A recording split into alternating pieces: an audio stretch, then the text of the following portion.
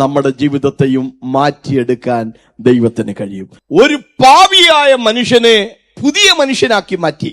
അതാണ് സഭാചരിത്രത്തിലെ പ്രസിദ്ധനായി മാറിയ അഗസ്തീനോസിന്റെ ജീവിതം. അഗസ്തീനോസിന്റെ അപ്പൻ ഒരു യവനായിരുന്നു, ഒരു പുറജാതിക്കാരനായിരുന്നു. പക്ഷെ അവന്റെ അമ്മ ഒരു ക്രിസ്ത്യാനിയായിരുന്നു. അങ്ങനെ ഒരു മിശ്ര കുടുംബത്തിലാണ് അഗസ്തീനോസ് ജനിച്ചത്.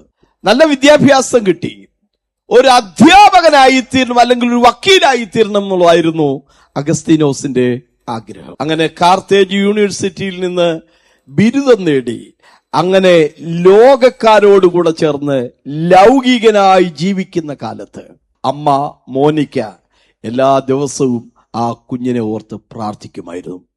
ഇവൻ വീട്ടിൽ വളരെ ദൂരെയാണ്, പക്ഷെ അമ്മ എല്ലാ ദിവസവും അവന് വേണ്ടി പ്രാർത്ഥിക്കുമായിരുന്നു.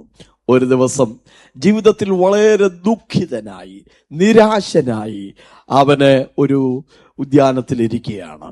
തൊട്ടടുത്തൊരു വീട്ടിൽ ഒരു പാട്ട് പാടുന്നത് കേട്ടു. ടോളോ ലഗോ ടോളോ ലഗോ, പുസ്തകം വായിക്കുക പുസ്തകം വായിക്കുക.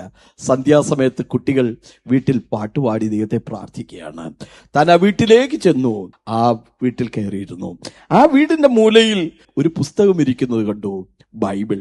ജീവിതത്തിൽ ആദ്യമായിട്ട് താൻ ആ ബൈബിൾ തുറന്നപ്പോൾ തനിക്ക് കിട്ടിയ വാക്യം ഇതാണ്: മദ്യപാനത്തിലും ശയനമോഹങ്ങളിലുമല്ല, പകയിലും പിണക്കത്തിലുമല്ല, കർത്താവായ യേശു ക്രിസ്തുവിനെ തന്നെ ധരിച്ചുകൊള്ളുക. ആ വചനം ആ മനുഷ്യനെ പിടിച്ചുലച്ചു. അവൻ മുട്ടുകുത്തി തന്റെ പാപമെല്ലാം കർത്താവിനോട് ഏറ്റുപറഞ്ഞു. അവനൊരു പുതിയ മനുഷ്യനായി രൂപാന്തരപ്പെട്ടു. ചില ദിവസങ്ങൾക്ക് ശേഷം അവൻ തെരുവിലൂടെ നടക്കുമ്പോൾ ചില വേശ്യകൾ അവനെ മാടി വിളിച്ചു. അവൻ പറഞ്ഞ വാക്ക്: പഴയ അഗസ്തീൻ മരിച്ചുപോയി, ഇതൊരു പുതിയ മനുഷ്യനാണ്. ഒരുവൻ ക്രിസ്തുവിലായാൽ അവൻ പുതിയ സൃഷ്ടി, കണ്ടാലും സകലവും പുതുതായി തീർന്നു. നമ്മുടെ മനസ്സ് മലീമസമായിട്ടുണ്ടെങ്കിൽ അതിനെ പുതുക്കിയെടുക്കാൻ കഴിവുള്ള ഒരു നല്ല കുശവൻ അത് യേശു കർത്താവാണ്. പ്രസിദ്ധനായ ഒരു ഗായകനാണ് ജിംബ്രീസ് എന്ന് പറയുന്ന ഒരു ഗായകൻ.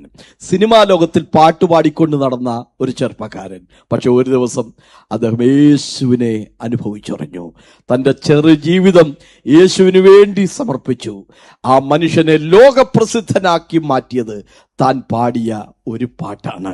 ക്രിസ്തീയ ലോകത്തിൽ താൻ പാടിയ ഒരു പാട്ട്, ഹാവ് ദൈൻ ഓൺ വേ എന്ന് പറയുന്ന ഒരു പാട്ട്. അതിന്റെ മലയാളമുണ്ട്: നിന്നിഷ്ടം ദേവാ ആയിടട്ടെ, ഞാനോ മൺപാത്രം തൃക്കരത്തിൽ. യശയ്യാപ്രവചനം 64 അധ്യായം 8 വാക്യം: എങ്കിലോ യഹോവേ, നീ ഞങ്ങളുടെ പിതാവ്, ഞങ്ങൾ കളിമണ്ണും നീ ഞങ്ങളെ മെനയുന്നവരുമാകുന്നു. അതാണ് ആ പാട്ടിന്റെ കോർ എന്ന് പറയുന്ന പാട്ടിന്റെ ആപ്തവാക്യം, പ്രധാനപ്പെട്ട ചിന്ത. നീ ഞങ്ങളെ മെനയുന്നവൻ, ഞങ്ങൾ കളിമണ്ണ്. എത്ര പേര് കർത്താവിന്റെ കയ്യിലേക്ക് എന്നെ ഒന്ന് പണിയണമേ എന്ന് പറഞ്ഞ് ഏൽപ്പിച്ചു കൊടുക്കും. മുച്ചൂടും പൊളിഞ്ഞതായിക്കൊള്ളട്ടെ, ഉപയോഗശൂന്യമാണെന്ന് പറഞ്ഞുകൊള്ളട്ടെ, ഒരു ഗതിയും ഉണ്ടാവത്തില്ലെന്ന് പറഞ്ഞുകൊള്ളട്ടെ, പക്ഷെ പുതുക്കാൻ കഴിയുന്ന ഒരു സർവശക്തനുണ്ട്. ജീവിതത്തിൽ കടം കയറി മുടിഞ്ഞ് ഇനി ഒരു നിർവാഹവുമില്ല എന്ന് കരുതി ഒരു മനുഷ്യൻ ജീവിതത്തിൽ അവസാനമായി ഒരു ചർച്ചിൽ പോയി ആത്മഹത്യ ചെയ്യാൻ തുടങ്ങിയ. ഏതായാലും ഒരു പ്രാർത്ഥനയ്ക്ക് പോയിട്ടാകട്ടെ എന്ന് വിചാരിച്ച് അവിടെ പോയിരുന്നു. അന്ന് ചർച്ചിൽ കുറച്ചുപേരെ ഉള്ളായിരുന്നു. പക്ഷേ പ്രസംഗിക്കാൻ നിന്ന ദൈവദാസന് ഒരു വലിയ നിയോഗം. അദ്ദേഹം ഫിലിപ്പി ലേഖനത്തിൽ ഒരു വാക്യം ഉദ്ധരിച്ച് അന്ന് പ്രസംഗിച്ചു. വാക്യം ഇതായിരുന്നു: എന്നെ ശക്തനാക്കുന്നവൻ മുഖാന്തരം ഞാൻ സകലത്തിനും മതിയാകുന്നു. അന്ന് ചർച്ച വിട്ടു പോകുമ്പോ പാസ്റ്റർ അവന് വേണ്ടി പ്രാർത്ഥിച്ചയച്ചു. ഈ വചനം അവനോട് പറഞ്ഞു വിട്ടു. ആ മനുഷ്യനെ ആരാന്നൊന്നും തനിക്കറിയത്തില്ല, പക്ഷെ ഈ വചനം പറഞ്ഞു വിട്ടു: എന്നെ ശക്തനാക്കുന്നവൻ മുഖാന്തരം ഞാൻ സകലത്തിനും മതിയാകുന്നു. കടം കേറി മുടിഞ്ഞ് തലയ്ക്ക് സ്വസ്ഥതയില്ലാത്ത മനുഷ്യൻ, ഇനി എന്ത് ചെയ്യുമെന്നറിയാതെ ഭാരപ്പെട്ട് നടക്കുന്ന മനുഷ്യൻ ആ വചനം പറഞ്ഞുകൊണ്ടേ പോയി. അവൻ താൻ നടക്കുമ്പോൾ, യാത്ര ചെയ്യുമ്പോൾ, ചിന്തിക്കുമ്പോൾ, അവൻ ഉറങ്ങുമ്പോഴൊക്കെ ഈ വചനം പറഞ്ഞു: എന്നെ ശക്തനാക്കുന്നവൻ മുഖാന്തരം ഞാൻ സകലത്തിനും മതിയാകുന്നു. നിരാശപ്പെട്ടു പോയ മനുഷ്യന് ഒരു പുതിയ പ്രത്യാശയുടെ ചിന്ത കിട്ടി. എന്നെ പണിയാൻ, എന്നെ മതിയാക്കി തീർക്കാൻ, എന്നെ തൃപ്തിയുള്ളവനാക്കാൻ, എന്നെ പുരോഗതിയിലേക്ക് നയിക്കാൻ യേശു ക്രിസ്തുവിന് കഴിയും.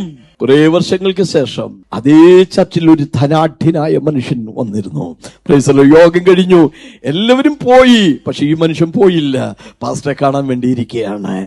ആമേൻ. അദ്ദേഹത്തോട് പരിചയപ്പെട്ടു. ആരാ, എവിടുന്ന, എന്താ എന്നൊക്കെ പരിചയപ്പെട്ടു. അദ്ദേഹം പറഞ്ഞു, ചില വർഷങ്ങൾക്ക് മുമ്പ് ജീവിതം തകർന്നവനായിട്ട് ഞാനിവിടെ വന്നു. അന്ന് പാസ്റ്റർ പ്രസംഗിച്ചു, എന്നെ ശക്തനാക്കുന്നവൻ മുഖാന്തരം ഞാൻ സകലത്തിനും മതിയാകുന്നു എന്ന്. ആ വചനം എനിക്ക് പുതിയ ജീവിതം നൽകി. ആത്മഹത്യക്ക് വേണ്ടി ഒരുങ്ങിയ ഞാൻ ആ ചിന്ത വിട്ടുകളഞ്ഞു. ഞാൻ ഒരു ചെറിയ ബിസിനസ് തുടങ്ങി. ദൈവം എന്നെ അനുഗ്രഹിച്ചു. ഏത് തകർന്ന മനുഷ്യനെയും പണിയാൻ കഴിയുന്ന, ആമേ, പുതുക്കം ഉള്ളവനാക്കി തീർക്കാൻ കഴിയുന്ന ഒരു കർത്താവ് ജീവിക്കുകയാണ്.